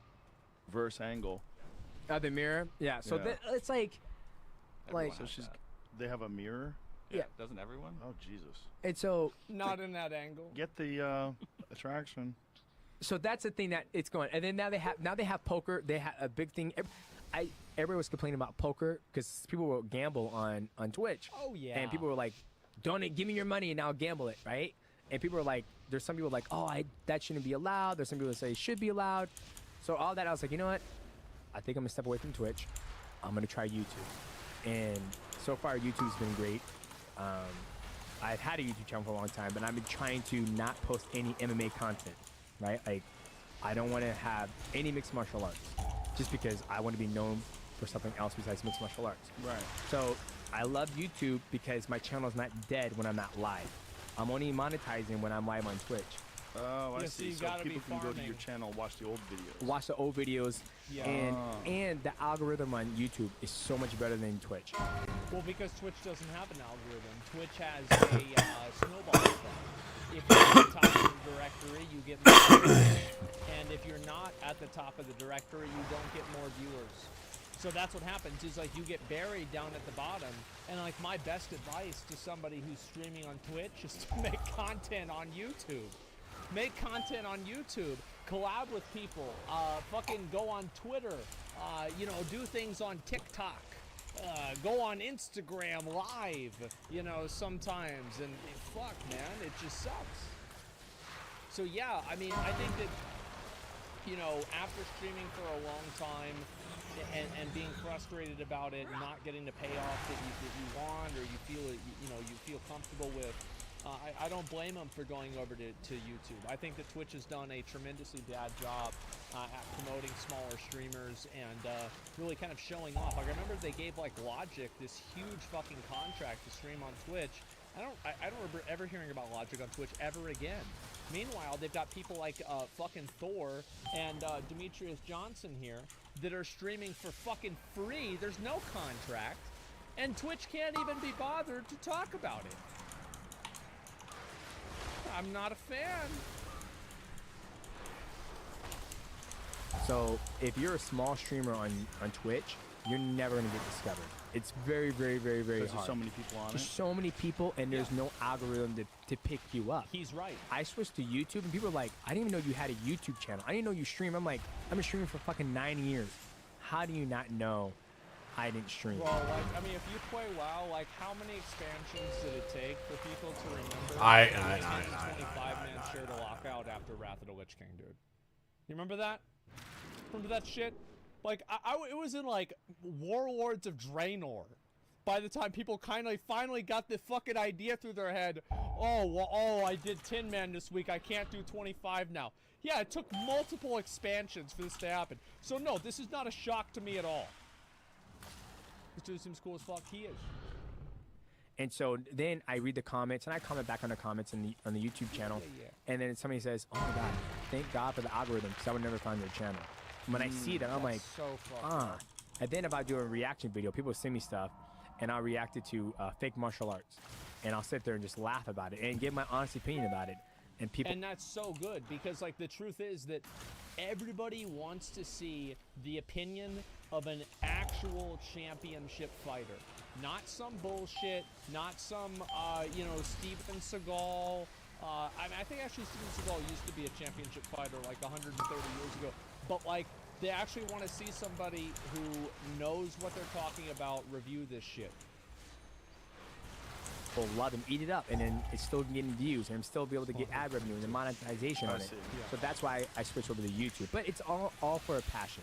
Like I'm not relying on that money to pay my bills. Right. So you're not thinking of it as a job, like no, you it's for were fun. doing with Twitch for a while. Yeah, for Twitch, I was like, if I want to be good, I have to stream all the time. YouTube is. Yeah, I think that's definitely true. It's very unhealthy on Twitch where people feel like they have to be live all the time.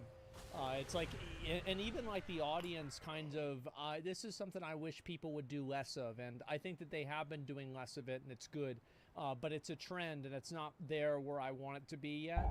I really dislike the idea that people should be really happy and try to push streamers to stream for 4, 6, 8, 10, 12 hours a day. I don't think that's healthy to do that. Like, if you want to do that, that's fine, right? Like, I'm streaming, this is an unmonetized channel. Obviously, you know, these videos go up on YouTube, and I make money off of that. But for the most part, I don't really make any money. I do this for fun. I do it because I enjoy it. But there are a lot of people who feel like the same as him, where they're like, I have to be live all the time, or I'm not growing.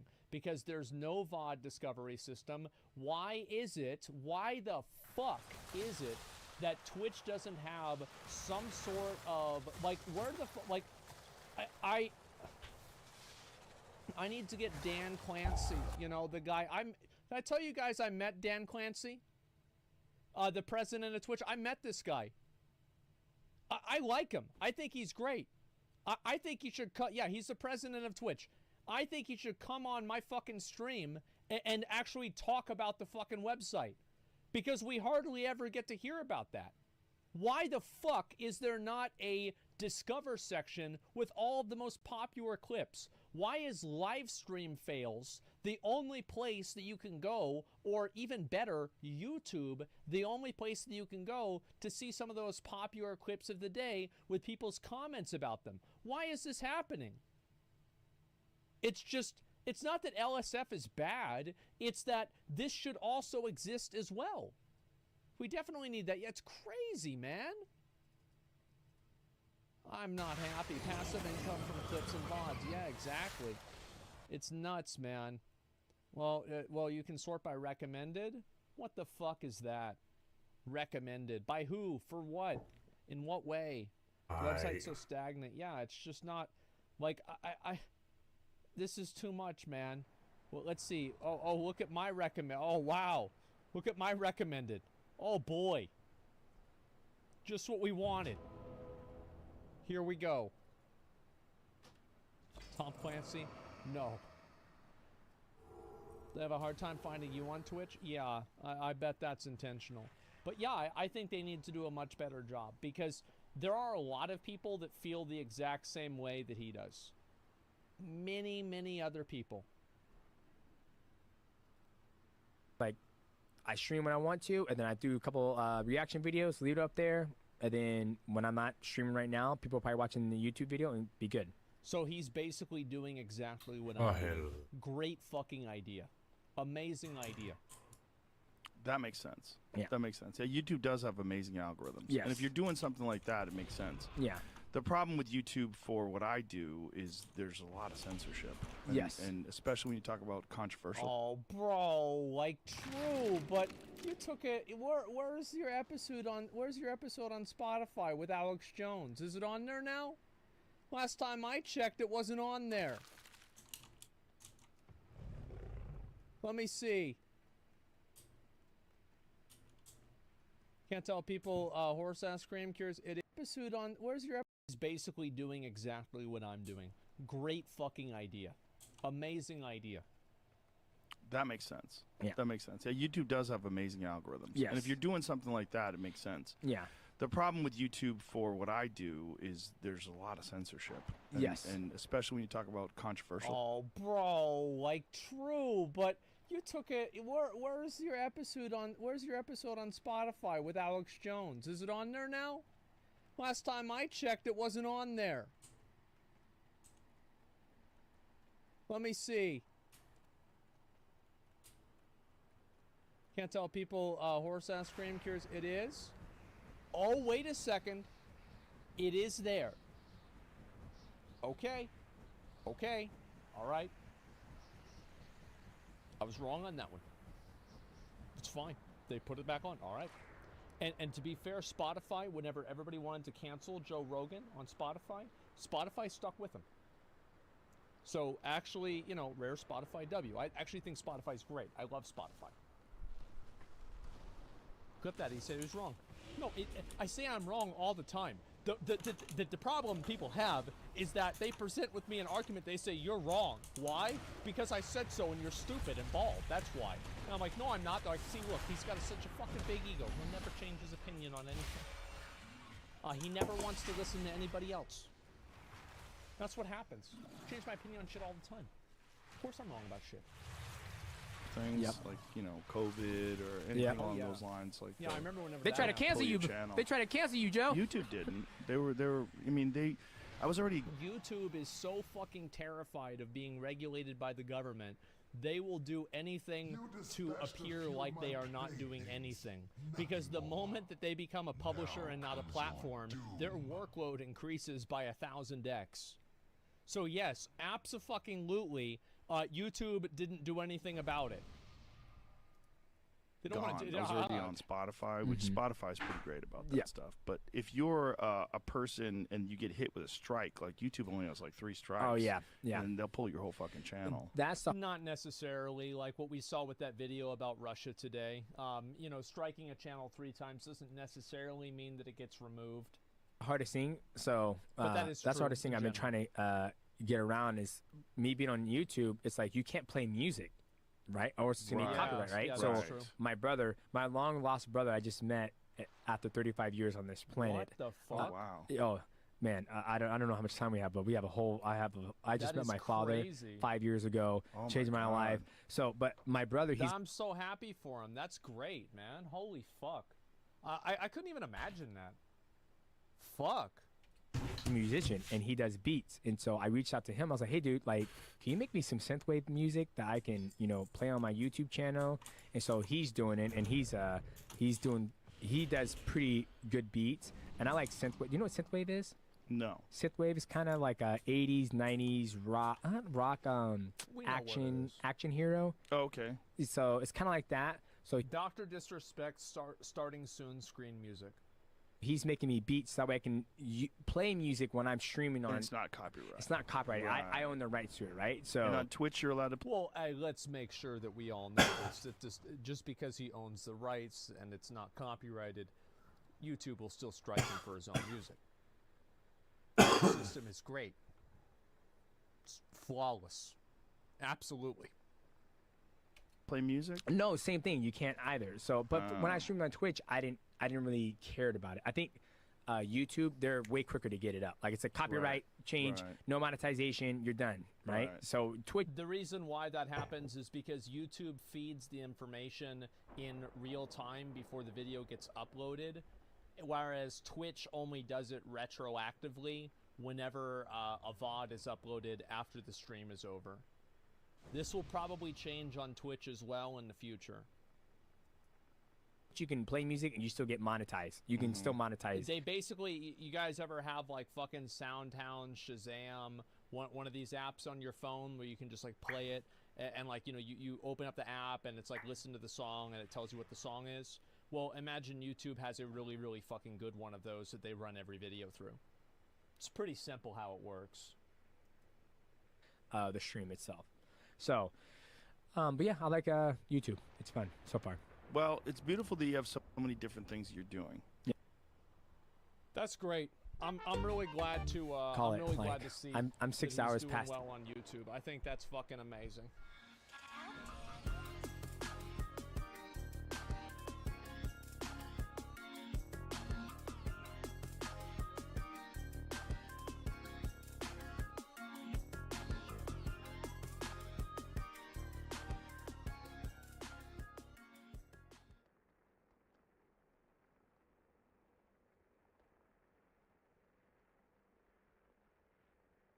I was going to watch a pretty interesting video. I saw this yesterday. I'm going to go ahead and just pull it up here and watch it. This is a little bit of a situation here. Twitch TV has a massive problem. I'm curious to see what this is going to be, man. The problem is Amarath? Yeah, I guess so. Let's start. Twitch.tv, the most popular live streaming platform on the planet. The service has gone through many changes over the years, from the games-only start to real-life streams, just chatting, events, live shows, and of course everybody's favorites, ASMR, hot tubs, and gambling. It's safe to say that if you are in the market... Those are the top three, man. That's what it's all about, man. Titties and slots. For some entertainment,